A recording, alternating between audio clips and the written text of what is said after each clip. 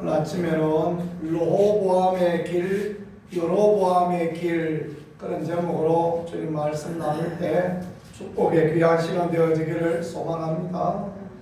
세겜에 모여서 왕을 세우려고 할 때 르호보암은 잘못된 선택을 하였습니다. 그 아버지보다 더 강하게 정치하겠다라는 말을 함으로 위기가 찾아왔습니다.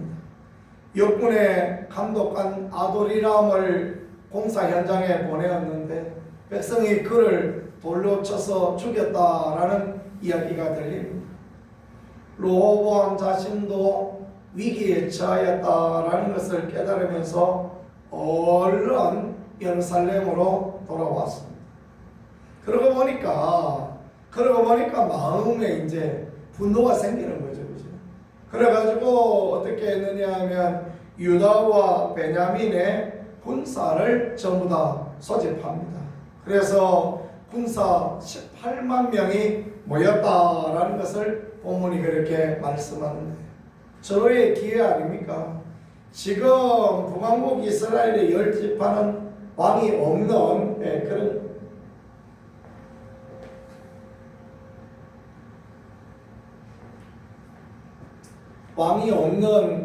그런 상태고요. 남왕국 유다는 왕이 있고 또 병사도 있고 그런 형편이 되었으니까 이때다. 이때 올라가서 치면 된다. 그런 생각을 하게 되어진 거 아니겠습니까? 그런데 하나님께서 하나님의 사람을 보내셨어요. 여기 열왕기 기자는 하나님께서 하나님의 사람을 보내 말씀하셨는데 하나님의 사람 스마야를 통하여서 올라가지 마라. 그 말씀을 하시는 것입니다. 그럴 때 르호보암은 이 모든 군사를 돌려보내고 이 전쟁을 일으키지 않았다라는 것, 그것을 본문은 우리에게 그렇게 말씀하시고 가르쳐주고 있습니다. 르호보암은 자기의 욕심을 따라 잘못된 길을 선택했지요.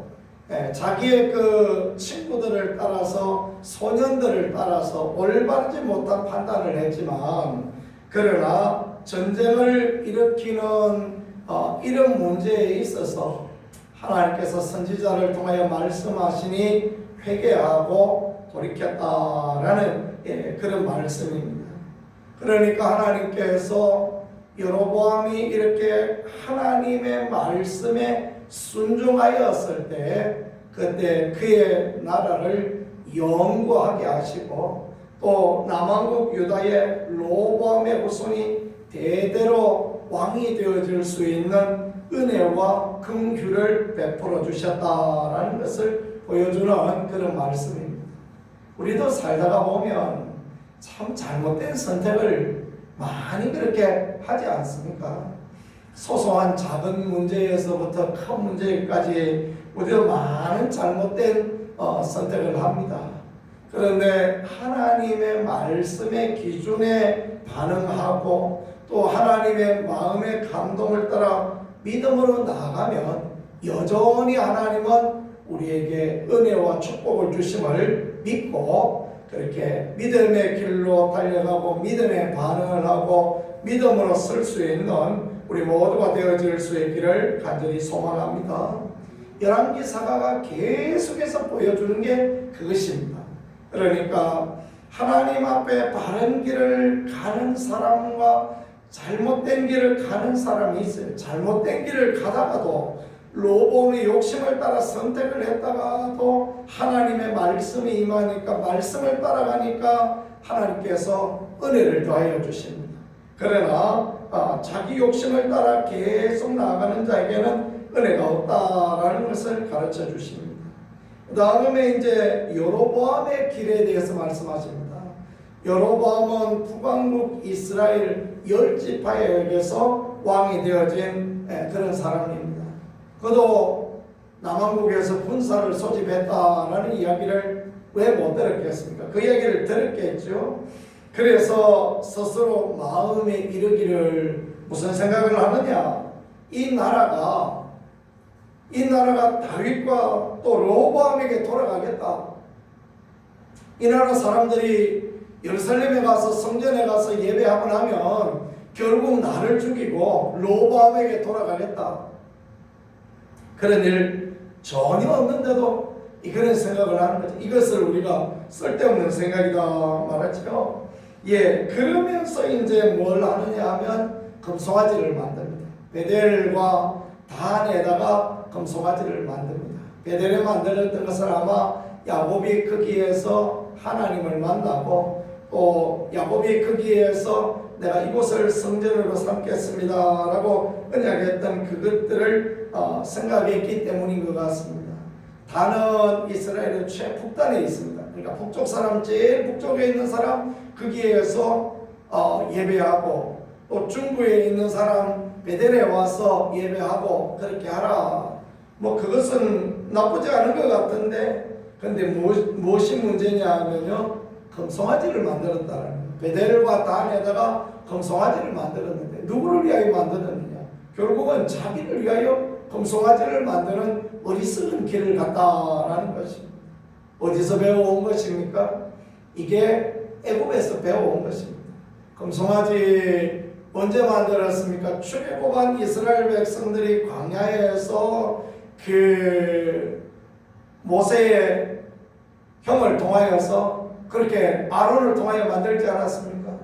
똑같이 지금 금송아지를 왜 만들고 있냐면, 자, 이 여로보암이 어디에 있다가 왔습니까? 애굽에 있다가 옵니다. 솔로몬이 죽이려고 하니까 청년이었던 여로보암 애굽에 내려갔습니다. 거기 가서 솔로몬이 죽기까지 있다가 이제 왔어요. 거기서 뭘 보고 듣고 배웠느냐? 애굽 사람들의 신 아피스를 보고 배웁니다. 애굽 사람들은 보니까 전부 다 소를 숭배하거든요. 그러니까 그걸 보고 듣고 와서 그리고 그대로 행하는 것입니다. 그것뿐 아닙니다. 이 소를 숭배하는 것은 가나안 문명 바알신을 숭배하는 사람들도 소를 숭배해요. 이 두 가지를 다 가져온 거예요.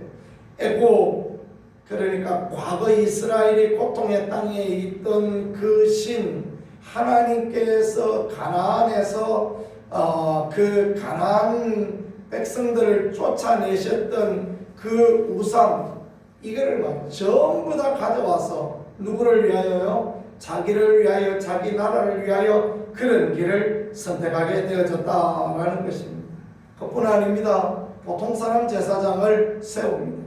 옛날에 어떤 분 자기가 보통 사람이라 그런 얘기하더니 보통 사람 레위 지파만 제사장으로 세우고 아론의 후손만 제사장으로 세워야 되거든요. 그러면 제사장 왜 이렇게 했느냐? 제사장 아론의 후손 세워놓으면 전부 예루살렘 내려가자, 그 이야기 할까봐 그게 무서운 것입니다. 그래가지고 자기를 위하여 보통 사람 제사장 세우고 8월 15일을 절기로 했습니다. 원래 7월 15일이 절기지 않습니까? 7월 1일이 대속제일이고 7월 15일이 그러니까 총합절, 수장절 행사인 것입니다. 당연히 그렇게 해야 되는데 그렇게 하지 아니하고 이제 자기 마음대로 8월 15일을 절기로 삼았습니다. 그럴 만한 이유가 있는 게 이 북왕국 이스라엘은 남왕국보다 수확철이 좀 늦었다 그래요. 북쪽에 올라가니까 아무래도 그렇겠죠. 이스라엘이 남북으로 긴 나라니까 남쪽보다 북쪽은 수확기가 더 늦었던 것입니다. 그러니까 8월 15일로 절기를 정하여 자기 마음대로 하였다. 그래서 말씀에 오늘 자기 마음대로 33절 마지막 절에 그렇게 말씀하죠. 자기 마음대로 정한 달 곧 8째 달 15째 날로 이스라엘을 위하여 절기를 삼았다라는 것입니다. 그러니 여로보암의 왕조가 결국은 무너질 수밖에 없고 하나님의 은혜와 긍휼이 그 삶에 더 이상 있지 아니하였다라는 것, 그것을 말씀을 통하여 우리에게 가르쳐주고 있다라는 것입니다. 르호보암은 처음에 실수하였습니다. 잘못된 선택을 하였습니다. 그러나 선지자를 통하여 말씀을 통하여서 바른 길을 제시받았을 때 그 길을 따라갔더니 자기를 내려놓았더니 하나님이 축복하시고 은혜를 더하여 주셨습니다. 여로보암은 처음에 바른 길을 가는 사람이었던 것처럼 보이는데 그가 유혹의 욕심을 따라 잘못된 길로 갔더니 결국은 멸망의 길밖에 없었다라는 것을 열왕기사가는 분명하게 대조해서 그렇게 가르쳐주고 있습니다. 오늘 우리가 어떤 길을 가고 어떤 선택을 하고 어떤 마음으로 살아가야 되는가라는 것을 잘 보여주시니 믿음의 길을 가고 하나님이 기뻐하는 길을 가고 하나님 앞에 소망의 길을 달려가는 우리 모두 은혜와 축복을 누리는 그런 분들이 되어질 수 있기를 우리 구세주 예수 그리스도 이름으로 간절히 축복합니다. 기도하겠습니다. 하나님 우리 아버지 감사합니다. 주님께서 귀한 길을 우리에게 보여주셨으니 로보암에 돌이키는 길을 우리에게 허락하여 주셔서 하나님을 따라 믿음을 따라 나갈 수 있는 우리가 되게 하여 주시고 여로보암의 자기 마음대로 따라가던 어리석은 길, 미련한 길을 따라가지 않는 우리가 되게 하시고 하나님 앞에 다 복을 받는 은혜를 누리는 우리 모두가 되어질 수 있게 은총으로 역사하여 주시옵소서. 주님이 항상 도우시고 큰 은혜로 이끌어 주시기를 원합니다. 예수님 귀하신 이름으로 기도드렸습니다. 아멘.